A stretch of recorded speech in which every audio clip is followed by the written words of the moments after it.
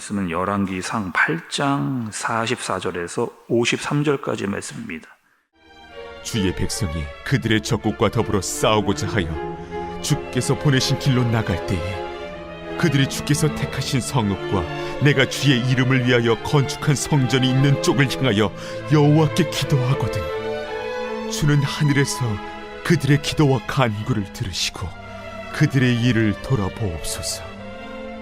범죄하지 아니하는 사람이 없사오니 그들이 주께 범죄함으로 주께서 그들에게 진노하사 그들을 적국에게 넘기시매 적국이 그들을 사로잡아 원근을 막론하고 적국의 땅으로 끌어간 후에 그들이 사로잡혀 간 땅에서 스스로 깨닫고 그 사로잡은 자의 땅에서 돌이켜 주께 간구하기를 우리가 범죄하여 반역을 행하며 악을 지었나이다 하며 자기를 사로잡아간 적국의 땅에서 온 마음과 온 뜻으로 주께 돌아와서 주께서 그들의 조상들에게 주신 땅 곧 주께서 택하신 성읍과 내가 주의 이름을 위하여 건축한 성전 있는 쪽을 향하여 주께 기도하거든 주는 계신 곳 하늘에서 그들의 기도와 간구를 들으시고 그들의 일을 돌아보시오며 주께 범죄한 백성을 용서하시며 주께 범한 그 모든 허물을 사하시고 그들을 사로잡아간 자 앞에서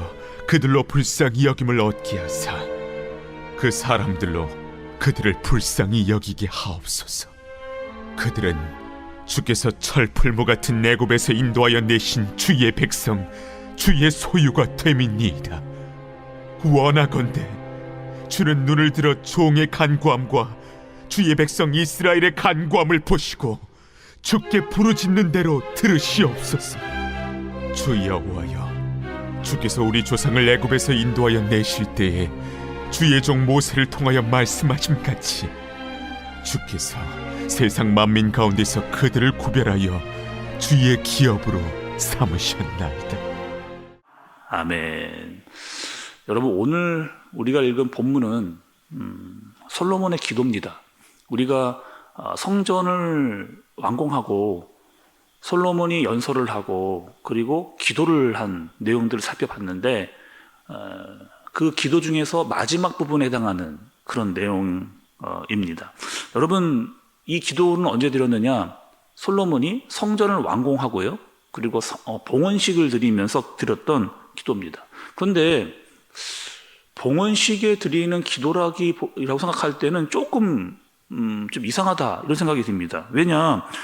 봉헌식이라고 하면 성전을 다 지어놓고 하나님께 막 감사하고 막 경배하고 막 찬양을 올려드려야 할 것 같은데 막 축하의 얘기들을 더 많이 이야기해야 될 것 같은데 오늘 말씀을 보면 그런 내용이 보이지를 않는 거죠.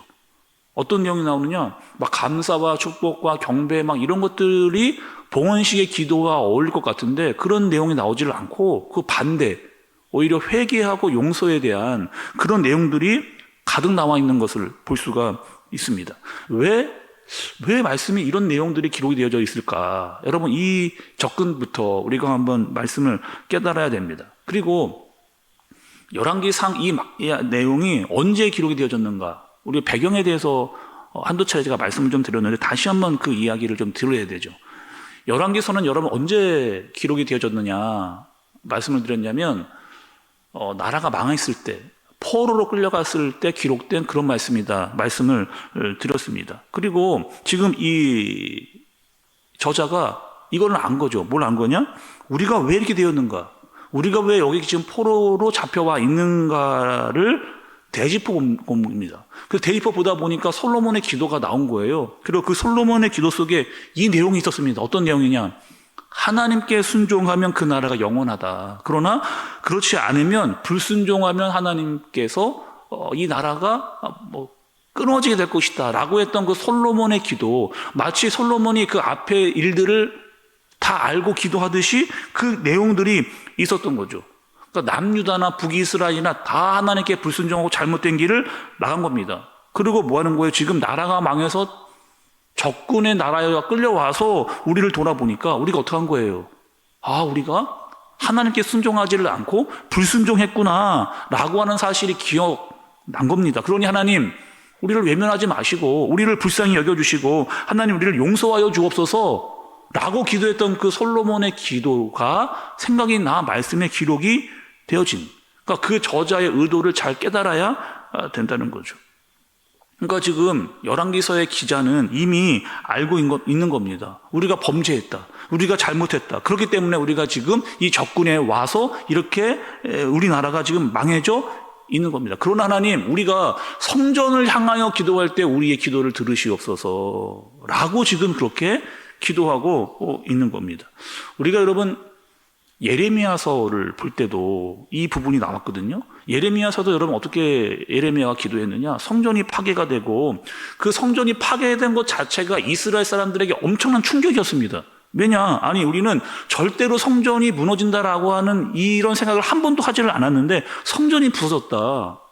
성전이 엄청나게 중요한 것이었는데 성전만 있으면 된다. 우리 이렇게 신앙생활을 했거든요. 근데 성전이 무너진 걸 본 거예요. 얼마나 큰 충격이었겠어요? 그리고 그 지금 솔로몬의 기도는 어떤 기도인 것이냐? 성전의 건축보다 더 중요한 게 있다. 그것은 무엇이에요? 그곳에서 드리는 기도라는 거예요. 그 본질을 우리가 잊어버려서는 안 된다라고 하는 이야기를 오늘 열왕기서 기자가 솔로몬의 기도를 통해서 우리에게 알려주는 거죠. 그러니 성전의 이 완공보다 더 중요한 것은 거기서 드려지는 기도고 하나님을 향한 마음이다. 이것을 잊어버리면 안 된다라고 하는 것을 이야기를 해주는 겁니다. 다시 하나 여러분 더 봐야 되는데 솔로몬의 기도를 한 번 더 볼게요. 여러분 53절의 말씀을 좀 보세요. 주 여호와여, 주께서 우리 조상을 애굽에서 인도하여 내실 때에 주의 종 모세를 통하여 말씀하신 같이 주께서 세상 만민 가운데에서 그들을 구별하여 주의 기업으로 삼으셨나이다. 이렇게 이야기합니다.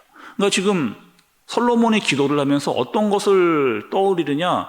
하나님, 그 모세 때예요. 그때 하나님께서 약속하신 것을 지금 이루신 겁니다. 라고 하는 그 언약에 대한, 하나님께서 약속했던 그 언약에 대한 것들을 잊어버리지 않고 있는 거죠. 그리고 분명히 하나님께서 우리나라를 기업으로 세우시고 끝까지 함께 해주신다라고 했던 그 약속, 하나님 제발 그것을 잊어버리지 마시고 우리를 구원하여 주옵소서. 지금 우리가 이런 상황까지 왔는데 하나님께서 우리를 도와주셔야 됩니다라고 하는 고백을 그렇게 하고 있는 거죠.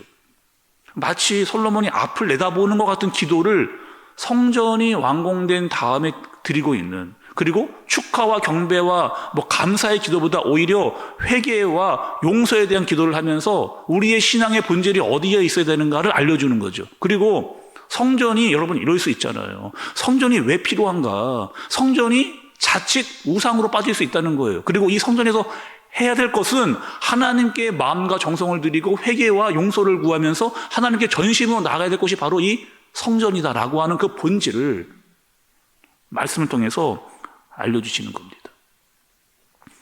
우리나라도 마찬가지잖아요. 우리나라가 여러분 기독교 역사가 어느 정도 되는지 여러분 알고 계십니까? 140년 됐어요.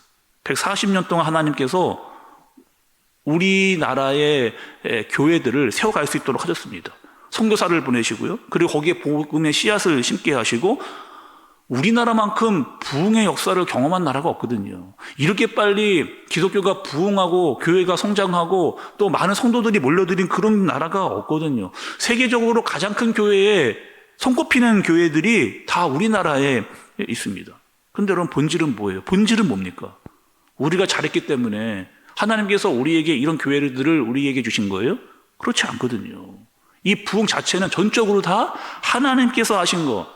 이 나라와 이 민족 가운데 많은 교회들을 세우시고 성도들을 세우신 것은 우리가 잘해서가 아니라 하나님께서 부흥을 주시고 교회를 세워주셨기 때문에, 그리고 그 교회의 본질은 무엇이다? 하나님께 회개와 용서를 구하고 하나님께 전심으로 그 교회에서 하나님께 마음을 올려드려라라고 그렇게 교회를 주신 것, 그 본질을 잊지 말라는 거죠. 하나님께서 하셨다는 거. 이 모든 것은 다 하나님께서 하셨다라고 하는 그 기도를 하나님께 올려 드리라는 거죠. 특별히 여러분 교회는요, 이런 곳이잖아요. 교회가 우상이 아니고 교회가 뭐라는 거예요? 하나님을 온전히 바라보는 곳이어야 된다. 이곳에서 온전한 예배가 드려져야 된다. 하나님을 향한 마음을 우리가 다 같이 모여서 하나님께 올려 드려야 된다. 그리고 혹 우리가 잘못했을 때에 어떻게 하라는 거예요? 돌이키라는 거 어디서요? 교회에서 회개함으로 주님께 나가는 그런 회개와 용서가 주님께 있어야 된다. 그리고 하나님 우리를 불쌍히 여겨주셔서 지금 여러분 적국에 가서 하나님 우리를 불쌍히 여겨주시고 반드시 우리를 다시 하실 겁니다 라고 하는 이 소망과 믿음을 잊지 말라. 교회 올 때마다 깨닫는 거죠, 여러분. 이 성전에 들어올 때마다 우리가 깨닫는 거죠. 하나님께서 우리를 여기까지 인도해 주셨다라고 하는 사실을, 그리고 하나님께 소망을 두고 믿음으로 말미암아 나가는 그 예배의 본질과 마음을 갖는 저와 여러분들 되어주시기를 예수님의 이름으로 축복합니다. 기도하겠습니다. 하나님 아버지, 우리나라 가운데 많은 교회들을 세워주신 것, 이 모든 것들은 우리가 한 것이 아니고 전능하신 하나님께서 하신 것입니다. 하나님, 이 사실을 잊지 않게 하여 주옵소서. 그리고 교회의 본질을 잃어버리지 아니하도록 하나님 이곳에서 하나님을 부르짖고 찾을 수 있도록, 또 이곳에서 우리가 죄를 지었다면 회개하고 용서가 일어나는, 그래서 돌이켜 하나님을 온전히 바라볼 수 있는 그런 예배가 살아있는 교회가 되어줄 수 있도록 주님께서 인도하여 주옵소서. 예배의 본질, 교회의 본질, 하나님을 향한 마음을 가지고 나가는 우리가 되어지도록 주님께서 인도하여 주옵소서. 예수님의 이름으로 기도드리옵나이다. 아멘.